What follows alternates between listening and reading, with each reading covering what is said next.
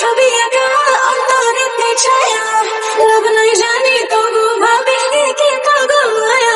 অবশেষে অনেক দিনের অপেক্ষা শেষ হলো, আখির বিদেশ যাওয়া কনফার্ম হলো। হ্যাঁ ভিউয়ার্স, রিসেন্টলি আখি একটা সুসংবাদ দিয়েছে সকলকে, সে এবার বিদেশ যাচ্ছে। রিসেন্টলি আখির ছেলের জন্মদিনের দিন আহাদ আর তিশা কনফার্ম করে তারাও খুব শীঘ্রই দেশের বাইরে যাচ্ছে।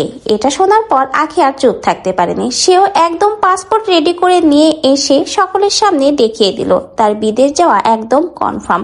অবশেষে আখি কিন্তু বিদেশ যাচ্ছে, অনেক দিনের স্বপ্ন পূরণ হতে যাচ্ছে আখির। আখি কিন্তু বেশ কিছুদিন আগেই বলেছিল তার অনেক দিনের একটা স্বপ্ন রয়েছে, দেশের বাইরে ঘুরতে যাবে, বিশেষ করে ইন্ডিয়ায় ঘুরতে যাওয়ার তার ইচ্ছা রয়েছে। সে যদি কখনো দেশের বাইরে ঘুরতে যায় প্রথমে ইন্ডিয়ায় যাবে। তাহলে কি আখি সর্বপ্রথম ইন্ডিয়ায় যাচ্ছে না অন্য কোনো দেশে যাচ্ছে, আপনাদের কি মনে হয়?